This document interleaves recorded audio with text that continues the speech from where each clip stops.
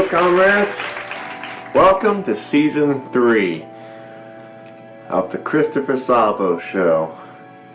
I'm your host, Christopher Szabo. And by the way, American Johnson, the Z is silent.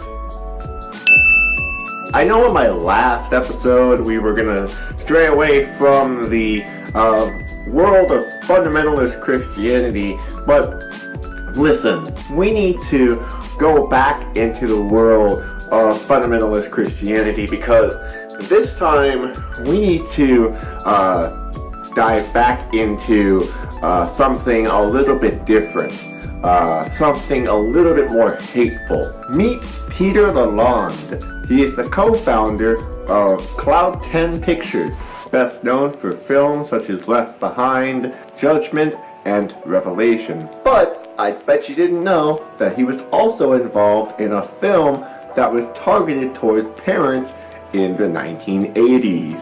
And that's what we're going to be covering today. Well, folks, today we're going to be watching the games children play.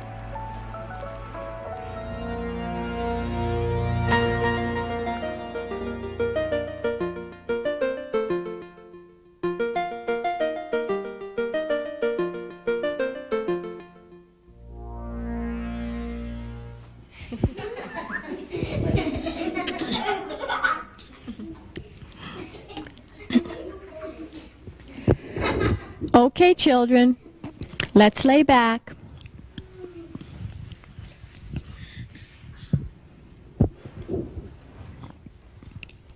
And now, allow your eyes to close as you imagine that you are outdoors in a very quiet, peaceful, safe place.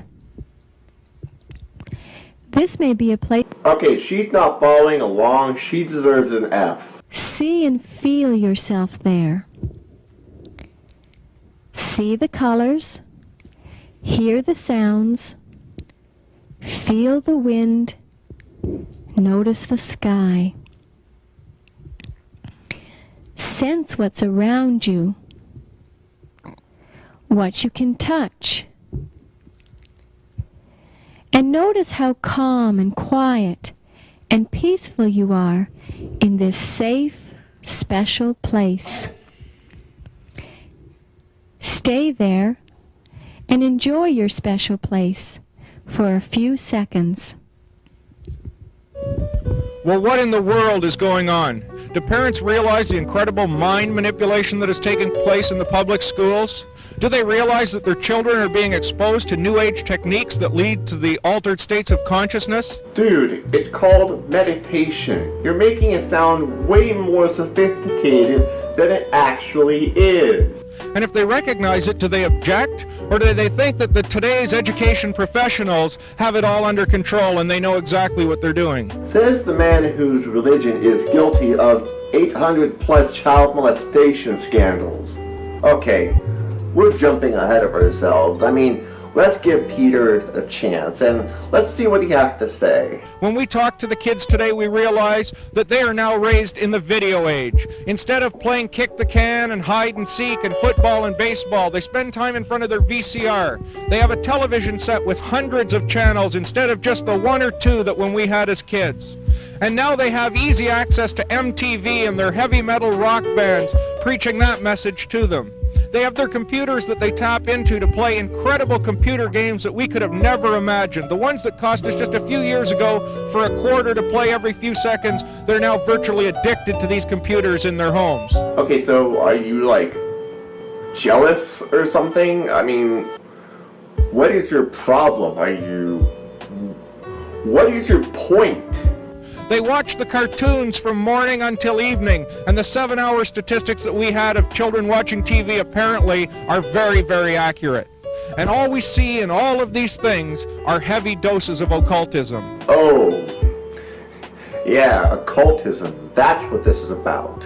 By the time the kids enter the public schools, they already have an education without realizing it. They have been fully indoctrinated into the ideas of Hinduism and Buddhism and the occult and the New Age.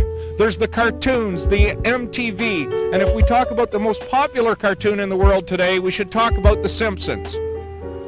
When the kids turn on the Simpsons cartoon, far from getting just some friendly little cartoon, they are getting messages that, as we shall see as we go on in this special report, that are providing them with both a hatred of Christianity and the underlying techniques of the New Age movement. Okay, the Simpsons, were never really specifically anti-Christian. I mean, yeah, the Simpsons did make, jabs at Christianity and religion, but they never were specifically anti-Christian. Wait! People are coming! I think they're Jehovah's Witnesses. Yes! Wait, Marlon, I just had a thought. Maybe we're bothering people by trying to change the religion. What if we don't have all the answers? You're right, Noreen. Let's go get real jobs. I would have feigned interest. The Simpsons back then were like a breath of fresh air because Christianity dominated the airwaves. So to imply that they are explicitly anti-Christian is just, it's fucking silly. From beyond any known galaxy, bringing with them the laws and ideals of their doomed planet Thundera, come the Thundercats.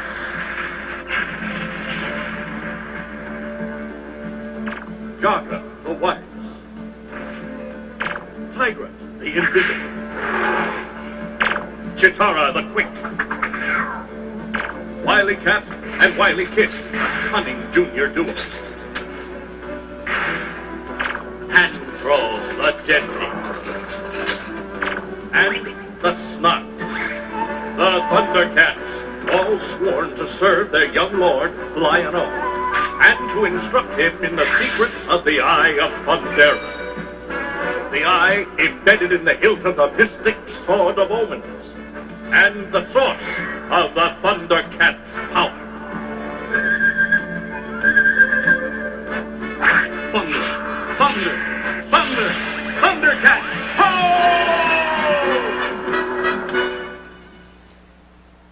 Well, even a casual look at some of today's cartoons makes it clear. The message that our children are getting when they get up early Saturday morning for the cartoons or before school on the weekdays is one of pure, unadulterated occultism. Dude, it's just Thundercats. It's just a fucking cartoon.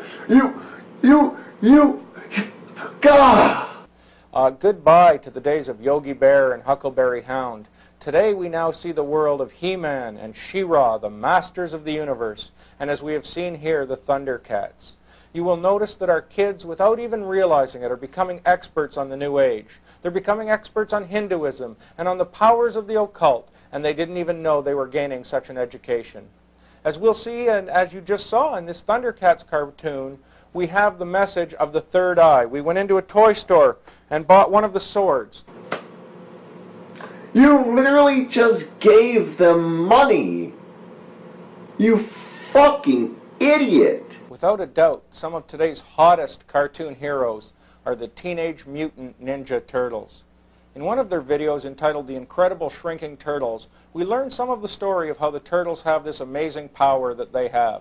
Okay, I've actually never seen the Teenage Mutant Ninja Turtles before, but I don't think they actually have powers. I mean, correct me if I'm wrong, but isn't the point of them being ninjas is for them to not have powers in the first place? In this instance, we see that an alien fell from space, and as he was lying dying, the turtles ran up to him, and he told them just before he died that there was this magical crystal that had been broken into 3 pieces, and that if it was put together, it would become the Eye of Zarnoth, one of the incredible pictures of occult power. We have the same idea of the third eye that we saw in the Thundercats. And of course, the Teenage Mutant Ninja Turtles are able to put this eye back together, and here's what the alien told them about the one who would be able to put this eye together. When the 3 pieces are joined, the possessor will have power undreamed of in your world. Okay, well, I mean, I guess they do have powers. You hear that, Anton LaVey? They have powers. Perhaps the most blatant example of all of this idea of the third eye and the power of the sword and the power of mysticism. Wait, no. At the beginning of the cartoon. Too boring. Hit it. And so I cry sometimes when I'm lying in bed just to get it out of what's in my head. And I feel it, a little peculiar. And so I wake in the morning and I step outside and I take a deep breath and get real high. And I feel the top of my nose, what's going on? And I say, hey, yeah, yeah, yeah, hey, yeah, yeah. I say, hey.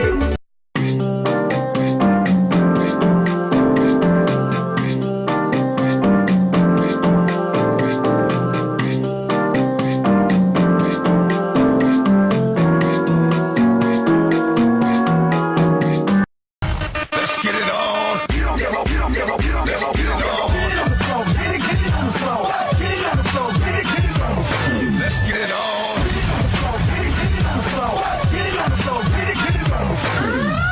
Y'all gon' make me lose my mind. Up in here, up in here. Y'all gon' make me go all out. Up in here, up in here.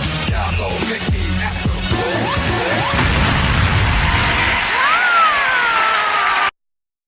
The Christopher Szabo Show is brought to you by anarcho-communists in deep space.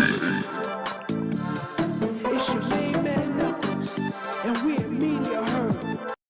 Alright everyone, welcome back. Now we're about to learn about Patty, and which is Peter's wife, and what her views are on video games.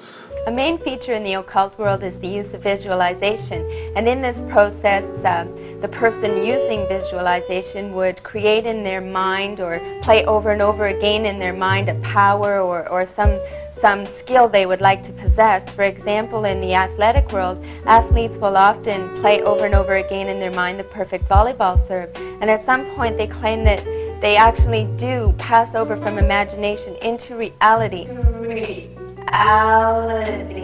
and they can perform that perfect volleyball serve that they've been playing over and over again in their mind.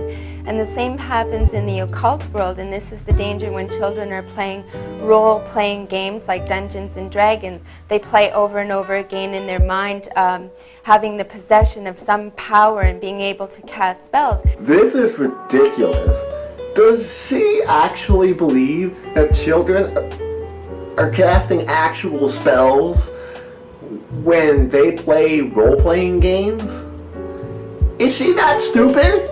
There's been a great debate over the dangers of the fantasy role-playing games for a number of years now, but despite suspected links between suicides, murders, and Dungeons and Dragons, teachers continue to use the game to enhance the reading and math and imaginative skills of their students. For example, Tom Verco of the Toronto Board of Education claimed back in 1985 that he does know the game has come under fire because it's been linked by some to murders and suicides in the U.S.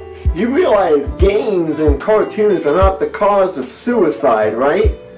You realize suicide is caused by alienation, right? It's caused by bad parenting, not by video games. A game can't cause a child to kill themselves. I mean, why don't you take some time out of your busy-ass schedule to play Dungeons and Dragons with your child? For fuck's sake, it'll be more constructive than watching this piece of fucking garbage. I think it's a bad idea to play a violent role-playing game such as Dungeons and Dragons. I must assume that the teachings of destructive behavior will have harmful effects. There was an interview conducted with an ex-D&D player in which he was asked about the concepts of good and evil in the game's Dungeons and Dragons. He said, "There's good in the game, but very little. And anyone who has played it will tell you that evil will triumph over good in this game." Indeed, evidence now indicates that fantasy role-playing games have been a significant factor in at least 125 deaths. In one case in Great Britain, which interestingly was not reported by the American media, a 27-year-old man machine-gunned to death 16 people before killing himself. Machine guns, 16 people. Okay, how come I never heard of this? How come it wasn't reported on American media? Good thing that the internet wasn't around back then, or else I'd have to fact check this. Any idea at all that Dungeons and Dragons is a passé concern in the years gone by and that no one really plays it anyway is shot down immediately when we go into our local video store or into the toy stores and take a look at what the newest toys are.